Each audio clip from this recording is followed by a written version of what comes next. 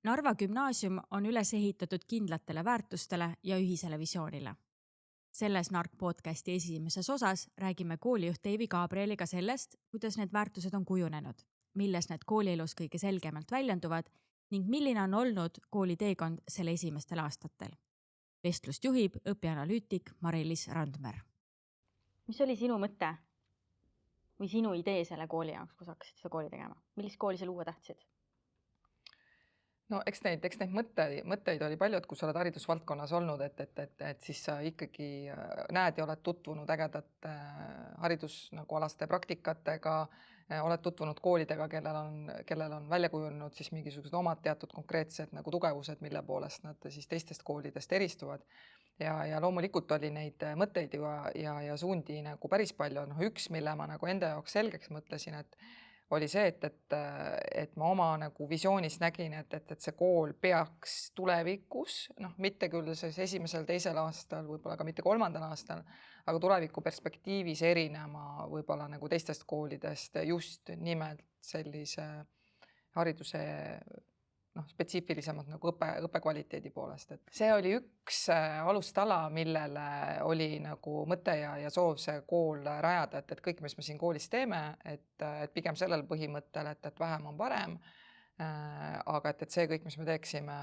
kannaks mingisugust sisulist väärtust nende noorte jaoks, kes siin tulevikus koolis õppima hakkavad. Ja kui sa värbasid endale meeskonda, siis kas need mõtted, kas leidsid nagu mõttekaaslased või keegi rohkem ikkagi inimesed, kes täiendasid seda visiooni, millist kooli siin looma hakati siis? Et kuidas sa ise tunnetad, et kas sa pigem leidsid sellised mõttekaaslased või siis idee täiendajaid? No ma arvan, et eks inimesed nagu, keda said sel ajaperioodil värvatud, jagunesid nii-öelda kui nüüd erinevatesse rühmadesse või oli kindlasti neid, kelle puhul ma nägin, et vot seda inimest mul on vaja, et seda visiooni nagu edukamalt nagu ellu viia. Et oli kohe teada, et kes on need nagu võtmeinimesed, mingis mõttes, et milline on see nende inimeste nagu profiili, ilma kelleta ei saa selles suunas liikuma hakata, et head kooli pakkuda. Näiteks ma ei tea, võime tuua näite, et mingisuguse spetsiifilise profiiliga matemaatikaõpetajad näiteks. Et ilma selleta ei saaks ja siin on veel siis ja samamoodi ju eestvedajate tiimistega, et mul üksinda juhina võib mingisugune soov ja unelm olla ja visioon olla, aga tegelikult üksi sa nii suures koolis ei suuda seda ellu viia, et sul on vaja ikkagi neid inimesi, kes mõtlevad ja näevad asju sarnasemalt ja võib-olla, kes jagavad neid samu ambitsioone seoses selle kooli siis loomise arendamisega ja selle kooli tulevikuga siis seoses. Kas lisaks sellele hariduse kvaliteedile oli veel mingisugused põhimõtted või tegevused, mis sa kindlasti oma koolis tahtsid näha, sest et sa ju tuled ka, sul on ju taust ju teistest koolidest, et sa tundsid, et minu koolis kindlasti peab olema nii ja nii saab olema? No kuna ma olin mõned kolm aastat enne, kui ma siia Narva gümnaasiumisse kandideerisin, siis läbi teinud ühe riigigümnaasiumi nagu loomise protsessi, olnud selles juhtimis, siis see, mis ma kaasa võtsin, oli see, et mitte, et mida teha, aga et mida kindlasti nagu vältida. Et mis on need nii-öelda sellised nagu ämbrid, mida me nagu tollal kolistasime või mis ma nägin, et tegelikult pikas perspektiivis sellisele kooli kasvamisele ei mõjunud nagu jõuna, vaid pigem sellise nagu takistava ja pidurdava nagu siis olid takistava ja pidurdava mõjuga siis sellele. Ehk siis need asjad olid küll see, mis ma nagu kaasa võtsin, et ma teadsin, et ma kindlasti ei taha seda, teist ja kolmandat ja neljandat. Ja seal olid omad põhjused ka taga, et miks nii oli. Ja kas täna on õnnestunud sul neid vältida neid tegevusi? Jaa, päris kindlalt võin öelda, et neid asju, mida ma nagu pelgasin ise või püüdsin teadlikult vältida, et need ei ole siin selles koolis nagu realiseerunud. Kooli juhitakse ikkagi läbi põhiväärtuste, et kuidas sina mäletad, et kuidas me nende põhiväärtusteni üldse jõudsime ja miks me just need 5 põhiväärtust endale valisime? No loomulikult ma mäletan seda väga hästi, et sellest on ju alles nagu paar aastat mööda läinud, et kui me koolimeeskonnaga selle väiksema tuumiktiimiga nagu alustasime, siis minu sõnum oli selge selle koha pealt, et me ei mõtle, et me ei loo enne koolile põhiväärtusi, kui meil on olemas õpetajad ja meil on olemas õpilased majas. Kuidas me tollal tegutsesime, olid see, et oli 5 üldist põhimõtet ja need põhimõtted olid ka nii-öelda siis kirja pandud, mille alusel me neid esimesi mingeid otsuseid või samme või käike nagu tegime. Ja ma arvan, et tänased põhiväärtused on ka osalt, mõned on, ma näen, et nad on kandunud ka tänastesse kooli põhiväärtustesse. Kui me alustasime, siis põhiväärtuste loomises osalesid siis nii koolitöötajad kui ka siis õpilased, et koolitöötajad siis mäletan, et meil oli kaks seminari, kus me seda väärtuste teemat siis nagu käsitlesime, kus igaüks sai öelda ja tuua välja, et mis on see, mis on minu jaoks siin koolis oluline või et mida ma arvan, et me peaksime põhiväärtusena nagu siis oluliseks pidama. Ja sellest tekkis siis, ma mäletan, esialgu oli selline nagu pikk nimekiri. Siis meil iga inimene nii-öelda sai valida, mis on tema jaoks need olulisemad ja nii see kogu aeg see nimekiri siis jäi õhemaks ja vaiksemaks. Ja õpilastega oli minu meelest õpilasesindus esimesel aastal, kes siis nende põhiväärtustega toimetas ja tõi ja pani lauale siis need põhiväärtused, mida nemad siis nagu siis olulisemaks pidasid. Et sealt meil tekkiski põhimõtteliselt nagu 2 sellist nagu nimekirja ja põhimõtteliselt me siis võtsime 2 nimekirja ja me hakkasimegi siit neid nagu kokku panema või vaatama, et kas ja mis on siis sellised nagu samatähenduslikud siis sellised nagu väärtused ja mis on need olulised ja vaatasime, et kui palju siis, milline see osakool pidas mingit konkreetset nagu väärtust nagu hästi siis oluliseks. Ja sealt, kui see filter sai ära tehtud, siis sealt tegelikult joonistusidki välja, et õpilastel ja koolitöötajatel tegelikult oli ka ühisosa olemas. Ühisosa oli huumorimeelsus, kindlasti, ja oli minu meelest avatud kommunikatsioon. Kui ma praegu ei eksi, oli see, mis hästi selgelt nagu joonistus välja mõlema sihtrühma poolt, mida toodi välja siis nagu olulistena. Ja sealt edasi saigi mõtestatud juba lahti see, et mitte lihtsalt, et see on väärtus kui sõna, vaid see väärtuse taga olev nagu miks ka, et miks me peame seda oluliseks ja kuidas me seda igapäevases nagu koolielu juhtimisel siis võiksime nagu kasutada ja rakenduda. Et mitte lihtsalt, et meil on kirja pandud, vaid et kuidas need väärtused panna siis nagu toimima ja elama ja kuidas ise nende järgi siin koolis toimetada. Jah, no väärtuseid kasutatakse ju organisatsioonides selle jaoks, et kui tekivad sellised moraali küsimustega kohad, et mis on siis õige või vale käitumine, kuidas sa ise täna tunned meie põhiväärtustes, et kas nad on olnud nagu toetavad suunised nii-öelda kooli otsuste tegemisel nagu kõik 5 või on pigem mõni selline rohkem sümboolne nii-öelda põhiväärtus või ikkagi kõik on nagu tööriistana kasutatavad? No ma arvan, et võib-olla kui mõelda, et milline nendest väärtustest võiks kanda sellist nagu sümboolset nagu rolli või tähendust, siis võib-olla ma liigitaksin selle huumorimeelsuse sinna alla. Et ma ei taha öelda, et see ei ole meie väärtus, on küll, sest et ma tean, et meie meeskonnas on väga paljud inimesed väga hea huumorimeelega ja seda sellist head ja kvaliteetset nalja kui sellist, see ei kõla üldse hästi, aga tegelikult, et seda meie majas nagu ikkagi on ja ma näen, et see aitab inimestel kuidagi mitte liiga tõsiselt võtta seda nagu tööd ja kõike, sest et nii nagu me teame, et see koolirütm käib, et sügisel, kui päevad muutuvad pimedamaks ja esimesed kuud on möödas, siis tegelikult tekib koolitöötajatel see väsimus ja on vaja sellist energiavitamiini ja see huumorimeelsus on aidanud meil tegelikult ikkagi seda hoida, et me ise lilledena ära ei närtsiks siin. Kui sa mõtled teiste väärtuste peale siis ja otsuste või tegevuste peale, mida sa oled pidanud siin 2 aasta jooksul või 3 aasta jooksul tegema, et millised väärtused on olnud nagu kõige rohkem rakendatavad, et mida sa ise tunned, et sa kasutad igapäevase juhina kõige rohkem siin koolis? No kas just nagu igapäevaselt, aga kindlasti, kui ma peaksin, ma ei tea, esimesed 2 välja tooma või isegi, ma võiksin kõigi kohta tuua neid nagu näiteid, aga võib-olla, mis öeldakse, et esimene mõte on alati õige, et millel ma ise mõtlesin, oli tõenduspõhisus, mille ma usun, et see oli üks väärtus, mille ma teadsin enne, kui ma siia nagu tulin või siis, kui ma konkurssi võitsin, ma hakkasin juba mõtlema, uurima neid materjale, et ma teadsin, kui mul oli siht või suund, et sellest üks meie kooli väärtustest saaks või üks vähemalt sellistest alustaladest,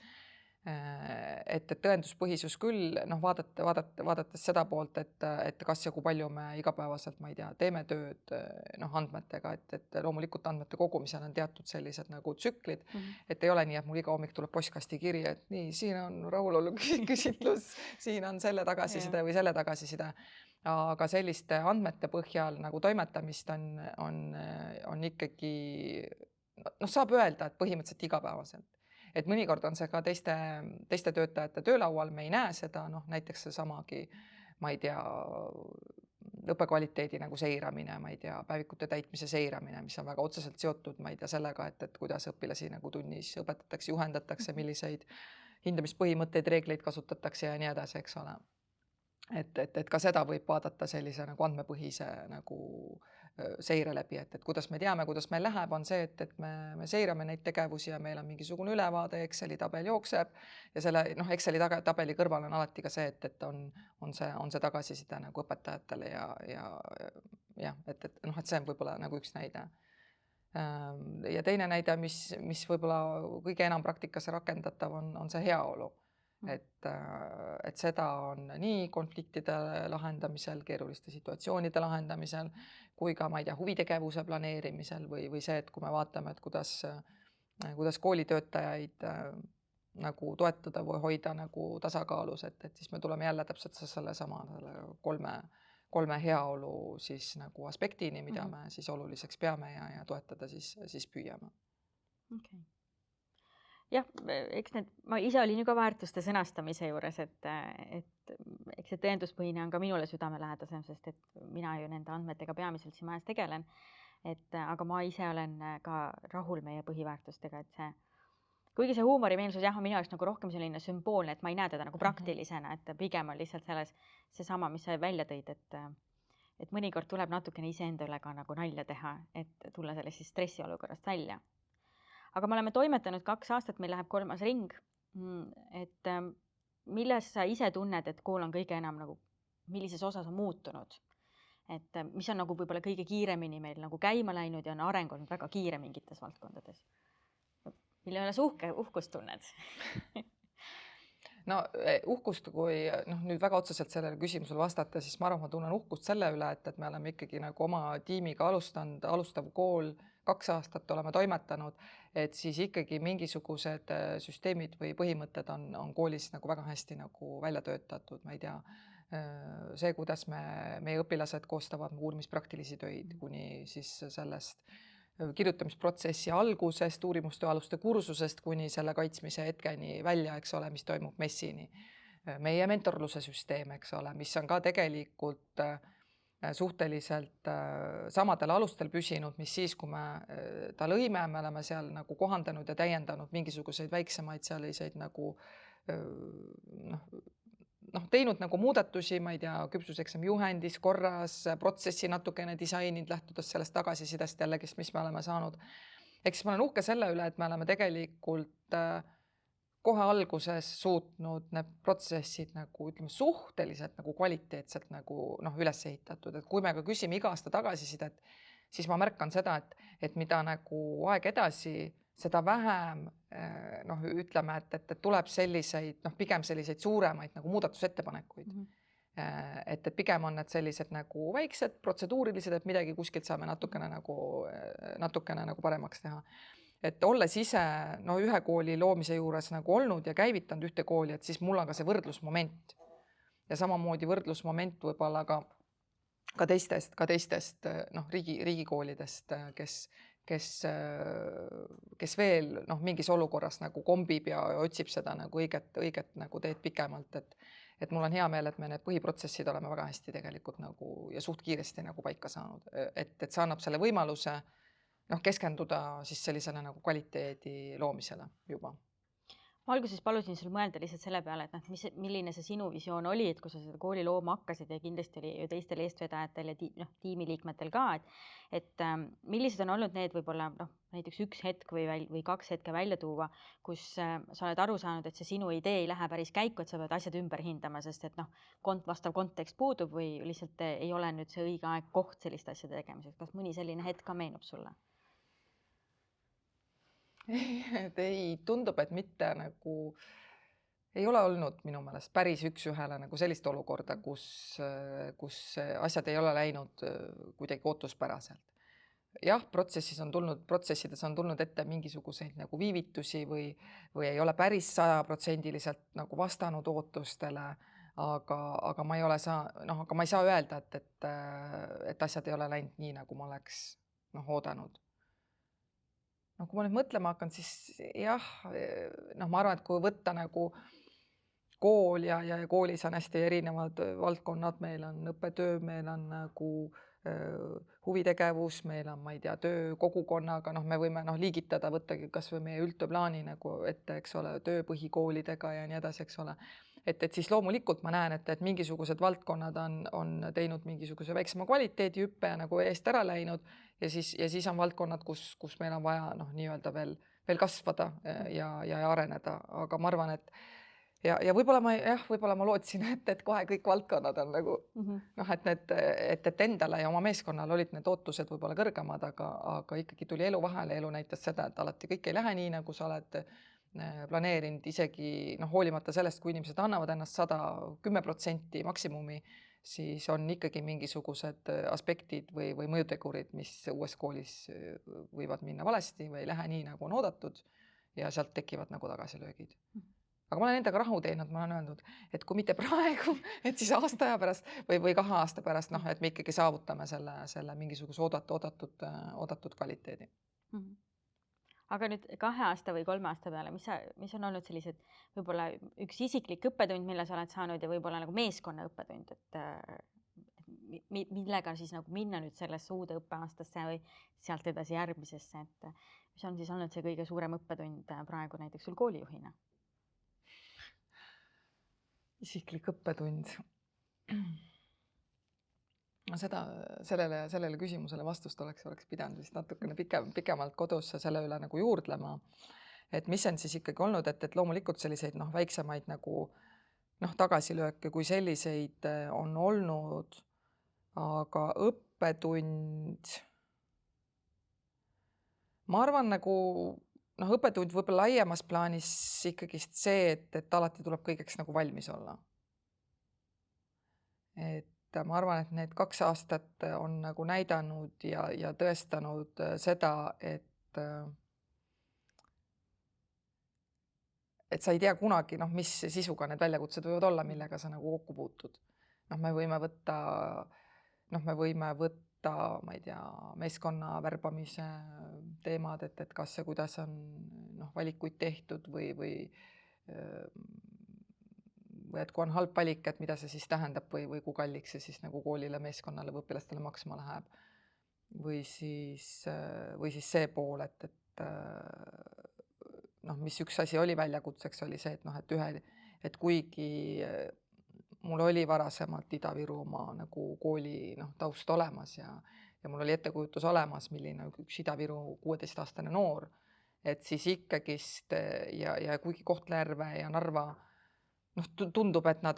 võiksid olla nagu selles mõttes, et suhteliselt nagu sarnased, mõlemad on enamasti venekeelsed nagu piirkonnad, muidugi linnade suurused ja kõik on nagu erinev. Aga noorte taust tundus, et võiks olla nagu sarnane, siis tegelikult väljakutseks osutus see, et ühe linna piires tegelikult ütleme see noorte, see koolide kultuur, kust nad tulid, oli niivõrd erinev. Ja see oli ka võib-olla selline suureks, lõpuks osutus üpris suureks üllatuseks ja mitte ainult mulle, vaid ka õpetajatele ja ka nendele õpetajatele, kes olid varem Narva koolides nagu töötanud. Ehk siis, kes tundsid, et neil on suhteliselt hea nagu taju ja tunnetus, aga et neid üllatusi ikkagi esimesel õppeaastal tuli, et me ei saa hakata kohe tegelema nagu õppetöö kvaliteediga, me kõigepealt hakkame tegelema selle kasvatuspoolega, et kuidas me nagu peame käituma koolis, et meil oleks kõigil hea olla või mis see lugupidav käitumine on, mis on koolis aktsepteeritud, mis ei ole aktsepteeritud, et see oli küll natukene üllatus, et me peame nagu 3 sammu tagasi astuma ja gümnaasiumis hakkama tegelema tegelikult võib-olla kõigepealt sellise nagu turvalise ja mõistliku nagu koolikeskkonna nagu loomisega. Ja ma olen selle koha pealt sinuga nõus, ma ei tea, kas sa mäletad, ma ükskord ütlesin sulle, Deivi, et Narva gümnaasiumi tegemisega me teeme startup'i. et ma selle koha pealt olen nagu väga nõus, et ega mina ka ei osanud ette kujutada, kui startup-ilik see tegelikult kõik on, et see esimesed 2 aastat möllata ja võib-olla natukene ka tunnetada oma piire inimesena ja meeskonnana, et mida sa oled nagu võimeline tegema, et mina küll isiklikult mingitel hetkedel sain aru, et millisest piirist ma ise ei suuda nagu üle minna, et nagu see oma piirid kätte saada, millisest mingitest hetkedest, et milleks ma kõik võimeline olen, ükskõik millises staadiumis ma olen oma selles asjas, aga ma ütlen ausalt, et see 2 aastat on olnud üks võrratu kogemus luua kooli. Kuigi jah, on olnud üllatusi, et võib-olla nende käitumisasjade juurde, mis mind võib-olla kõige rohkem õpilaste puhul üllatas, lisaks sellele, et hästi lai spekter oli, et meil on ka väga palju tohutult ambitsioonikaid noori. Et sellised nagu, võib-olla nagu isegi nagu metsik ambitsioon. Et mitte ebarealistlik, aga et selline nagu tahe murda välja kuskilt ja see mind nagu võib-olla üllatas. Aga rääkides nüüd edasi võib-olla natuke tulevikust, et kui sina mõtled selle peale, et milline on siis meie kool 5 aasta pärast, siis millisena sa meie kooli näed 5 aasta pärast? Tegelikult ma seon võib-olla selle, mis sa ise just nagu rääkisid selle järgneva küsimusega, et rääkides ambitsioonikatest noortest, et siis tõesti ma pean ütlema, et jah, et need noortelood ei ole lihtsalt sellised alati, et ma unistan, aga tegelikult minu teadmiste nagu oskuste tase ja see, kui palju ma olen pingutanud, et see ei vasta nagu nendele nagu ootustele. Et see on mind väga suurelt üllatanud ja tegelikult nüüd meil on 2 aasta lõpetajad. See aasta on nagu strateegiliselt oluline aasta, et lõpetavad need õpilased, kes on 3 aastat siin õppinud. Ja loomulikult nagu ootused on selles mõttes nagu kõrged, et ma tean, et kui palju meie meeskond on tööd teinud ja kui sa ütlesid, et jah, et tõesti, et need 2 aastat on olnud vahepeal ka selline piiride kompamine. Et siis ma peangi ütlema seda, et tegelikult meeskonnas on inimesi, kes on kogu oma higi, pisarad ja vaeva sellesse kooli pannud, et sellesse, et need õpilased, kes meie kooli lõpetavad, et nad oma tuleviku plaane tehes, haridusteed jätkates ikkagist nagu õnnestuksid, et loomulikult need ootused on sellest vaatest kõrged, need ootused on kõrged mitte ainult sellest vaatest, et me teame, et meil on andekad ja ambitsioonikad noored, vaid sellest vaatest, et ma näen, kui palju meie inimesed on nagu mitte ainult tööaega, vaid ka päris palju tegelikult sellist isiklikku aega selle kooli loomisesse panustanud. Ja mina isiklikult ka loomulikult ja siis ma mõtlen, et see ei ole võimalik, et siit nagu ei, et me ei suuda pakkuda nagu nendele noortele nagu head hüppelauda. Ja see hea hüppelaud, kui sa enne küsisid, et mis mõttega sa tulid, tegelikult see mõte oli see, et kui mõnikord võib lugeda meediast, et kui kirjutatakse Narvast või kirjutatakse Narva koolidest, siis kuidagi nagu alati on seal mingisugune selline, et see ei ole nagu, need ei ole siis nagu rõõmu-uudised või selline, vaadake kui äge või vaadake, ma ei tea, edulood, eks ole. Et alati see on nagu leitud mingisugune nurk, kust alt nagu näidata nagu seda nagu pahupoolt või mingisuguseid väljakutseid või midagi sellist, eks ole. Mis pakuks huvi, mille eest siis nagu ajakirjanduses raha makstakse, eks ole, mis müüks on ja. Ja vähem pööratakse nagu siis tähelepanu sellele, et just nimelt nendele nagu edulugudele.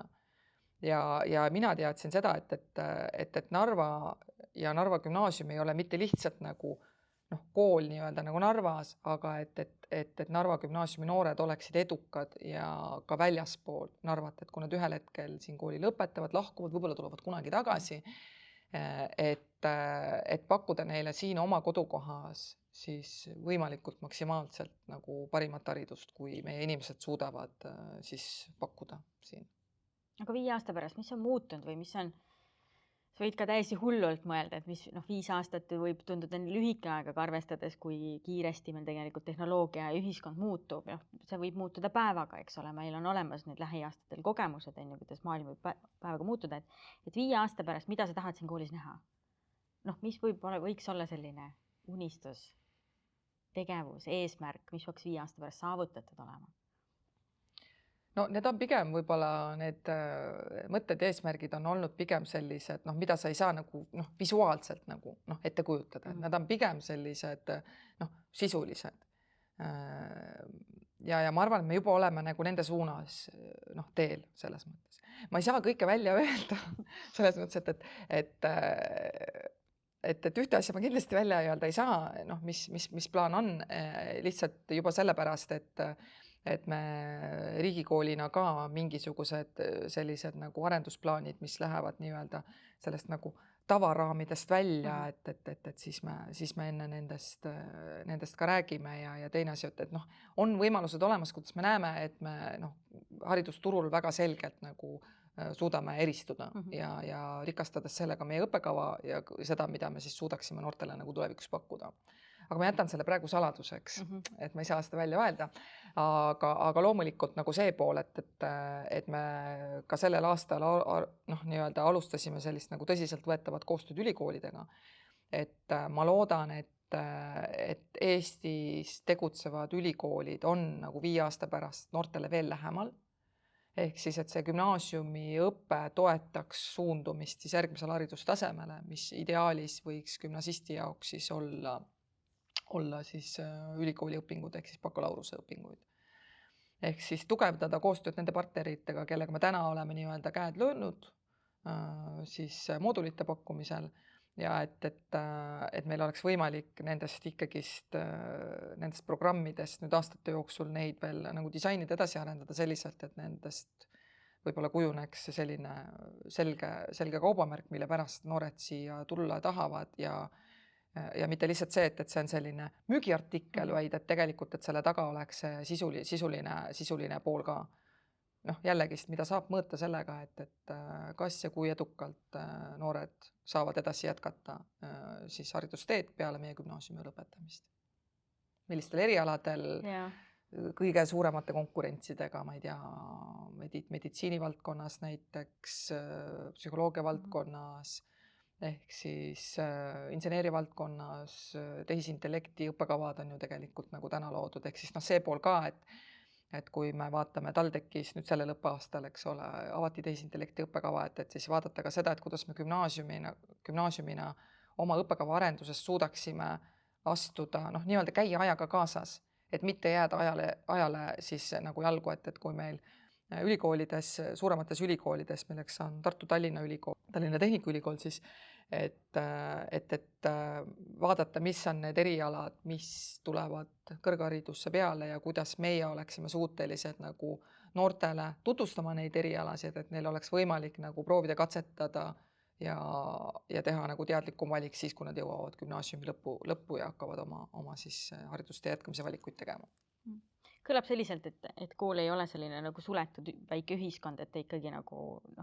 kiiresti läheb nende tööturu ja võib-olla maailmamuutustega kaasa, et see on nagu väga hea visioon, et 5 aasta pärast ma usun, et see on täiesti tehtav. Arvestades seda tempot, kuidas me siin tööd teeme ja kuhu me liigume. Võib-olla mina lisaks siia juurde oma eripärast lihtsalt, et ma loodan, et me 5 aasta pärast on meie kool see kool, kes suudab nagu kiiresti tänu andmetele sekkuda õpilastesse, kes vajavad abi kiiresti, aga ka tänu andmetele tuvastada kiiresti ära andekad õpilased. Ja neile teha selline personaliseeritud õppe, et see õpiradade teema võib olla tehnilises lahenduses, ma ei usu, et selline andmebaas on vaja, nagu on meil seal digilugu, eks ole, see tundub minu jaoks natukene nagu võib-olla suhteliselt mõttetu raha raiska. Hariduslugu on jah, aga just see, et kool märkaks just tänu sellele, et meil on mingisugused andmed olemas kiiresti neid õpilasi, sest et meil on väga suur kool. Meil ei ole väike kool, me siin ikkagi teeme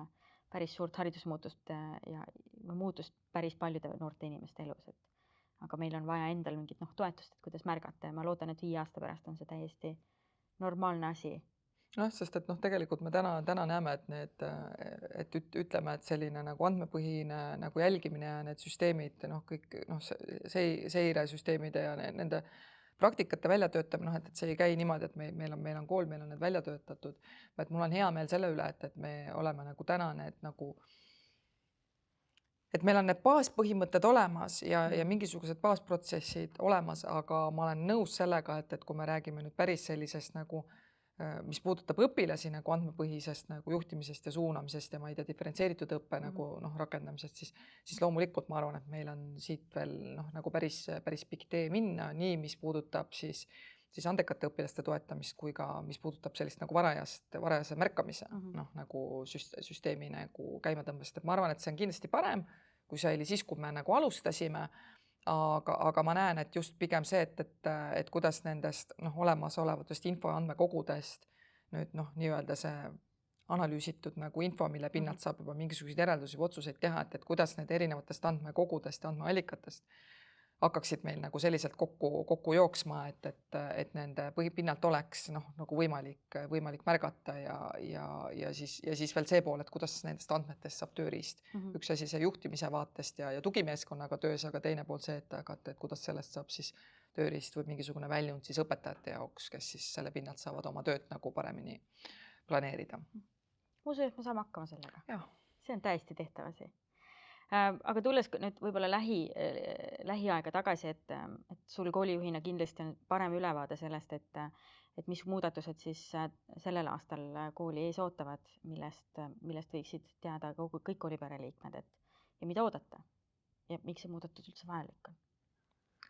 No muudatused sellest vaatest on ikkagist käivitatud, mis puudutab seda, et me eelmisel õppeaastal õppekava natukene disainisime ja uued tegime algust siis uute partnerlussuhetega siis Eesti ülikoolidega, erinevate ülikoolide ja kõrgkoolidega siis seoses nende moodulite pakkumisega, pluss ka valikkursuste puhul me oluliselt nagu laiendasime seda valikut, mida siis pakuvad siis erinevad ülikoolide siis lektorid, kas need on kontaktõppena, distantsõppena, on need tuutoriga, iseseisvalt juhend, et seal kõik võimalikud erinevad variatsioonid on olemas, et ka sellise iseseisva õppimise nagu toetamiseks. Aga mis need suuremad muudatused on ikkagist see, mis tegelikult täna hetkel tuleneb siis seadusandlusest ja nendest muudatustest. Ehk siis õppimiskohustuse rakendamine seisab ees, ehk siis sellega seoses muutuvad kõikide koolide jaoks siis toimetamise tingimused, mis puudutavad seda, kas ja millistel alustel saab siis õpilane kooli lõpetada või täpsemalt tegelikult ühest klassist teise liikuda. Ja seda poolt, et koolile tekib veel suurem vastutus siis õpilastele toe pakkumisel, et igaüks võiks saada siis võimetekohase hea kvaliteetse hariduse siis koolist. Ehk siis peamised muudatused on sellega siis seotud. Muidu põhiosas nagu õpilaste vaatest, siis ma usun, et täna meie õpilased otseselt ei taju neid muudatusi. Loomulikult, kui õppekavas mingeid nõudmisi nagu allapoole lastakse, siis seda nad kindlasti nagu tajuvad, et elu läheb natukene lihtsamalt, et saab natukene lihtsamini hingata. Aga ma arvan, et hoolimata sellest, et ütleme, et see riiklikust vaatest mingisugused nii-öelda see nagu latt allapoole läheb, millest saab nagu läbi või ootused või nõudmised, et siis meie oma nagu kooli meeskonnaõpetajatega neid ootusi nagu alla ei lase, et me ikkagi ootame õpilastelt maksimaalselt panustamist ja loodame, et nad on ise motiveeritud ja distsiplineeritud iseenda nagu tulevikku panustama. Sest õpivad nad ikkagi iseenda jaoks. Ja meie vestluse lõpetuseks ma küsin, et Deivi Gabriel, kas sa oled oma kooliga rahul ja õnnelik koolijuht? See on hea küsimus inimeselt, kes ei ole mitte kunagi mitte millegagi rahul. Sellepärast ma küsisingi. Ja et panna sellisesse pillikku olukorda, kus on ja ma võib-olla põhjendan ka, et mitte ma ei ole rahul sellepärast, et meil ei ole hästi. Et ma arvan, et neid asju, mille üle olla rahul ja olla õnnelik, on kindlasti hästi palju. Aga kuna ambitsioon on ikkagi muutuda paremaks ja pakkuda meie noortele veel paremat haridust, veel paremaid õpitingimusi, võimalusi, mis neil siin koolis on, et siis ma jään tagasihoidlikult rahulolevaks kuskil sinna 70% juurde. Ma arvan, et see on ka isegi selles mõttes nagu hästi öeldud, et ma lihtsalt ise usun ja tean, et me oleme alles alguses ja et siit on võimalik edasi liikuda. Aitäh sulle selle vestluse eest. Aitäh.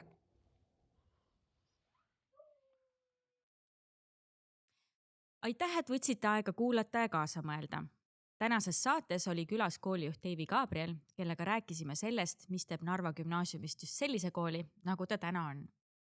Järgmises osas jätkame koolielu avamist uue nurga alt. Räägime õppekorraldusest ja õpetajate arengust. Mina olin Mari-Liis Randmer ja see oli Nark podcast.